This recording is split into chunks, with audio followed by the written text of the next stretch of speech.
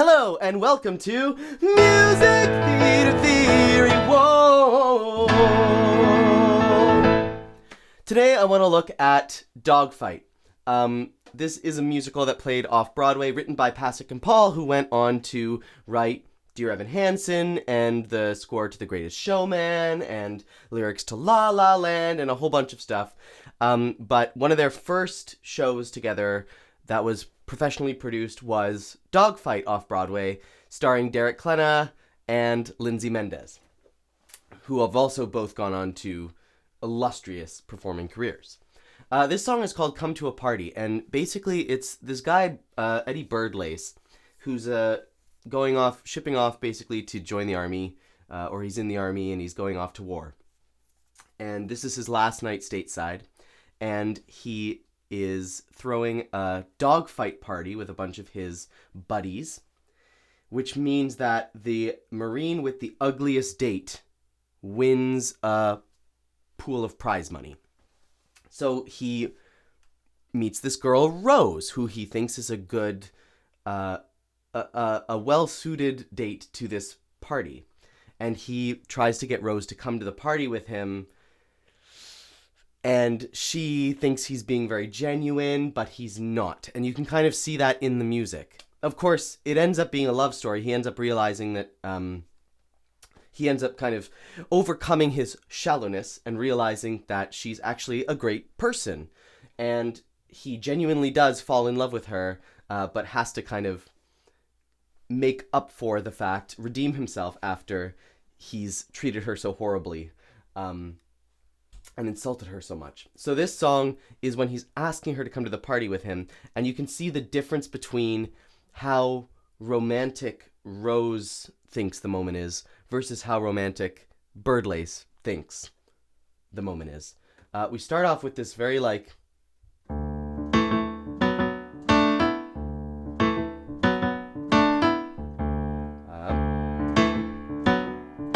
that vamp that's it's very steady, and the staccato's there. You can see them, those little dots below the notes. That means staccato, so it's played very punchy and short. And we're also moving up basically in parallel fourths. So it's always, every note is always 1, 2, 3, 4, 5 semitones apart from each other. And because we have that identical parallel motion, there's something very kind of robotic about it. The fact that both of the voices in the harmony are moving the exact same distance each time. Do you hear that? Compare that to if they were moving different speeds, for example. Like here, the top voice moves a semitone and the bottom voice moves a full tone. Like that. And that's way more romantic and beautiful because there's a lot more intricacy in the harmony. The harmony moves with much more variety and warmth to it, as opposed to where they're moving parallel to each other. There's nothing romantic about it. It's very robotic. And rhythmically, it's robotic too because they're always landing on the downbeat. Boom, ba-ba-ba, ba-ba-ba, ba-ba-da, boom. You can kind of hear the marching in that sound, but you don't hear dancing. He sings, "You know my birthday now, showed you my middle name. See, I'm an open book, take a look.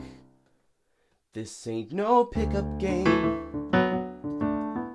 Obviously, it is a pickup game, and we can hear it's not we're not hearing these beautiful, warm chords, romantic chords. We're getting, "I'm an open book, have a look."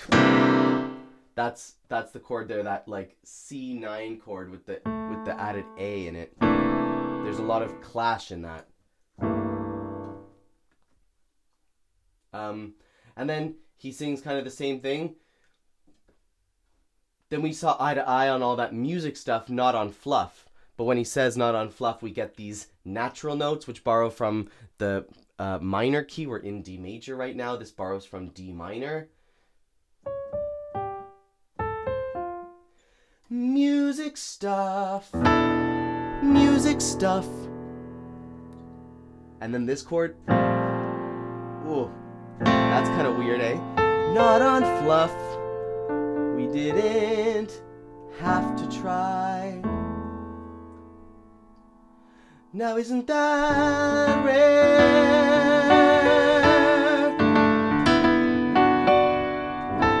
That kind of connection. Then we change keys, and listen. Look at how many times we change keys here. We're in D major right here. Then we go to F major. Then we go to A flat major, and then here we've got A flat major, but then we have an F7 with an A natural, which doesn't fit in the key of A flat major, so it feels like we're kind of going back to F major. And then we have this G flat, which doesn't fit in any of the keys we've already been in. So we keep changing keys, which makes it feel like he keeps trying different tactics, and he isn't being 100% straightforward and truthful, because he keeps switching up the key every time you think you know where he's going. But then when Rose comes in, it all changes. He sings more. He sings about how honest he is and how he was raised by humble Christian folks, blah, blah, blah. Another big weird key change to E major,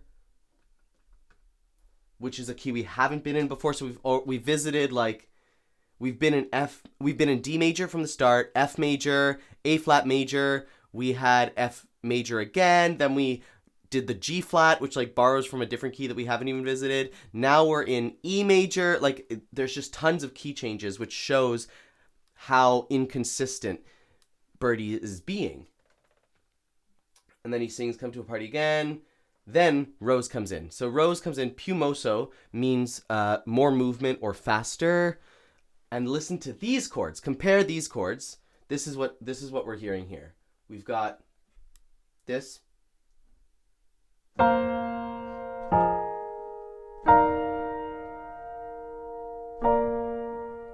That's those four chords. B flat 2, F minor add 4, B flat over E flat, B flat over A flat. Like, listen to how much, like, how high and shiny and sparkly that kind of sound is. And then this is the crunchiest chord we have, which has this like really warm E natural, borrowing not from the minor key. We're in B flat major, and instead of the notes outside of the key signature borrowing from the minor key like we saw when we were in D major with Birdlace, and he borrowed from D minor, which created something kind of scary, this borrows from the Lydian mode, which sounds like this. And it creates this very like dreamlike feeling. So Eddie Birdlace is borrowing from the minor key always. He's like, you can hear how inconsistent he's being, and how insidious his intentions are because of those minor notes that come in. But here we've got this like very dreamlike sharp 4 borrowing from the Lydian mode. And that's how Rose is feeling. So Rose thinks it is a really romantic situation. Birdie doesn't. The other thing is that we've got a waltz. It even says jazz waltz here, but you can tell because this is the time signature 3/4, which means there are 3 quarter notes in a measure. So it sounds like 1 2 3 1 2 3 1 2 3 1 2 3. If I go, well, you know, Ma would be here on her own. Those big leaps in the melody too make it feel sweeping and excited. So even though she's saying like, oh, well, you know, I don't think I can come, you can hear in the music that she thinks it's very romantic. There's all of these very warm high chords borrowing from this dreamy Lydian mode with that E natural. And then the rhythm is a waltz. And so it's so different when Rose comes in from this.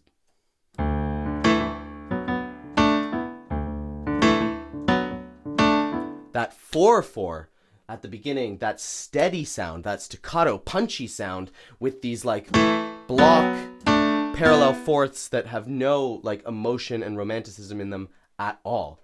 So it's a really brilliant way that musically they're showing how Birdie doesn't think this is a romantic situation and he's just trying to get what he wants. And Rose, on the other hand, really does feel that this is like a romantic situation, which makes our hearts break for her so much, especially later on when she sings Pretty Funny, which is kind of the ballad that she sings at the end of Act 1, when she finds out that this is all a setup.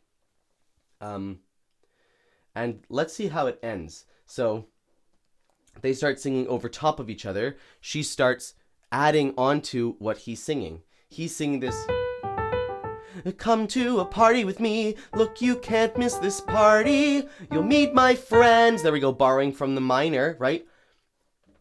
We're in G major. Come to a party with me, G major, meet my friends. That borrows from G minor and transitions us into B flat major, which is the same as G minor, like uses the same notes. And then Rose kind of adds in her interjections on top. Then, the very end, it builds us up. We've got this bass note that keeps rising here to keep building the tension. It starts off on E flat, then it goes to F, G, A. So look at this.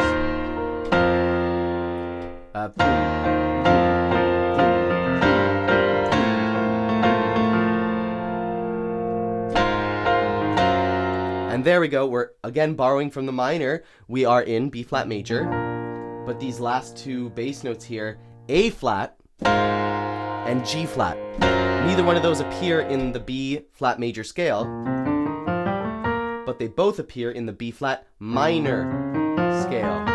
Scary, scary stuff. So we have this rising bass line to build the tension.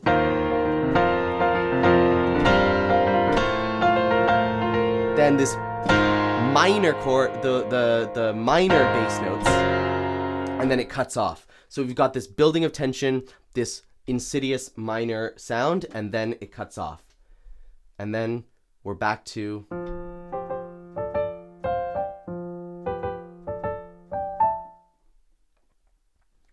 you miss out on one hell of a time. Should be one rousing party. Well, I'm glad we met. I'm glad we met. I gotta get Rose, but gosh, you seem swell. So every time so far that we've heard this melody, we've transferred to a new key here. We've borrowed from the minor here. But on the words, well, I'm glad we met, we don't get that transition, which maybe hints at the fact that Birdie is kind of starting to appreciate Rose and maybe regret a little bit the way that he's treating her. Not enough yet to change his behavior, but it's starting, planting just the seeds of what is going to become Birdie's affection for Rose. We've got, on one hell of a time, should be one rousing party. In F major, we expect, I'm glad we met, going to A flat major, which is the equivalent of F minor. Right, that's what we've gotten every time so far, but instead we just stay in F major. I'm glad we met. I gotta get Rose, but gosh, you seem swell. Still, it's a shame. I thought if you came, who knows? This is very different music than Birdie was singing before. Right? There's a little bit of the marching at the very start of this section, but then it goes to these like long, warm chords with like these major seconds in them, like, and then this tense, beautiful minor chord, and then all of these chords sound much more similar to Rose's very romantic sound. Still, it's a shame. I thought if you came, who knows? There we go. And compare that to where we have the bottom harmony is moving down a minor third, but the top harmony is moving down a major third. and it creates a way more intricate and beautiful harmony than if it was like moving parallel like this was doing, right? Instead, the two voices move a different distance. Maybe we coulda. Cuts off. Have a good night now. And he knows that's gonna get her. Like, he knows that she's gonna not want to let this chance go by to go on a date with I think he's a Marine. And so he knows that he's gonna get her with this. And so that's why we get the insidious, unromantic music coming back here. But it's up the octave now to kind of have us hear Rose's excitement and Rose's positivity about the situation. And then he tells her it's a dress-up party when it's not. And then we get this section here. What a gem! What a pick in a pinch! What a girl for this party! You'll waltz her in, you're set to win once you twirl her around. Whoa, listen to those accents. Do you hear how how intense that is and how angry and kind of scary and biting it is? Those accents really make Birdie feel kind of mean. What a pick in a pinch. What a girl for this party. There's nothing romantic about that anymore. We're not, piano or playing very soft. We're playing mezzo forte or like medium loud. And then here we have, you'll waltz her in the equivalent minor, like going from G major to B flat major, which is the same as G minor. So we are using the minor here. That relationship that makes it feel insidious and dark. You're set to win once. Oh, Jesus, excuse me. You're set to win once you twirl her around. And then we go this really weird chord change. There's this C over B flat bar, and then we get out of nowhere. Oh, well, this says G suspended over E, which would be really weird because that would sound like this, which comes out of nowhere. But I think that's actually a typo because the E here should be flat because of the E flat in the key signature. So I think actually that chord symbol is a typo. So it's a little bit less weird than it looked at first because I thought it was going to be this, but it's not. It's this. But still, it's not the same as when we were hearing this in that middle section where he said, "I'm glad we met." And it's definitely not the same as what Rose was singing, right? These kinds of chords. It's totally different. And the fact that it's mezzo forte instead of being soft too is a big difference. Won't you twirl her around? She'll be a smash, score you some cash.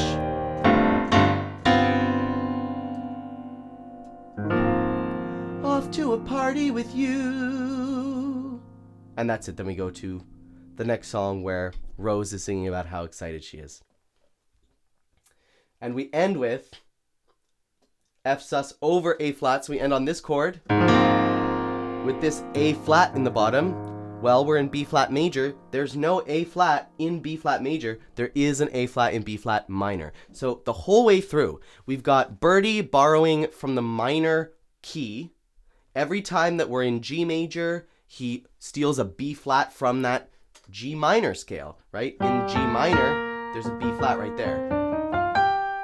In G major, there is no B flat, but there we go. Birdie's stealing that B flat from the G minor. Or when we're in B flat major, there's no G flat or A flat, but there we have those G flats and those A flats. Birdie's always borrowing those minor notes, which makes him feel like a jerk. It makes him feel scary. It makes him feel sinister. It makes him feel insidious. It makes us feel, the audience, feel like his heart is not in the right place and he's going to hurt this girl. Meanwhile, Rose is not borrowing from the minor key.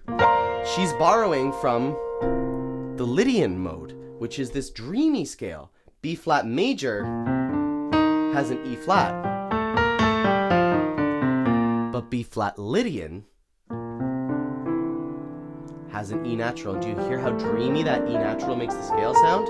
And that is the note that Rose is borrowing. So it's just like masterfully done, where Pasek and Paul have written this really complex song that musically shows us who is in the right here and who is in the wrong, and how Rose is feeling compared to how Birdie is feeling and what Birdie's intentions are.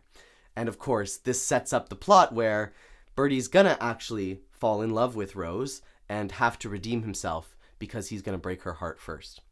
Anyways, I hope you enjoyed this video. I'm gonna be doing hopefully more of these like unedited, just like winging it kind of music theater theory videos, because I don't know, y'all seem to really respond well to them, and I find them a lot of fun to do, and just kind of reacting to whatever I see on the page when I see it. Yeah, so thank you so much for joining me on the ride, and don't forget to subscribe if you haven't already. You can also check out my website down below to get a bunch of sheet music for songs that I've written, and I think that's everything I need to tell you about. Oh, and if you watch this video before June 30th, I think, is the cutoff date, you can get a free 3-month premium subscription to the Broadway Maven's Weekly Blast newsletter, which is like a really great newsletter for people who like this kind of stuff, who like analyzing Broadway musicals, because there's a lot of very like entertaining and educational essays by David Benkoff, who runs the Broadway Maven, as well as a bunch of very prestigious guests every week. Sorry, I'll turn off my phone. And you can get a free subscription for 3 months.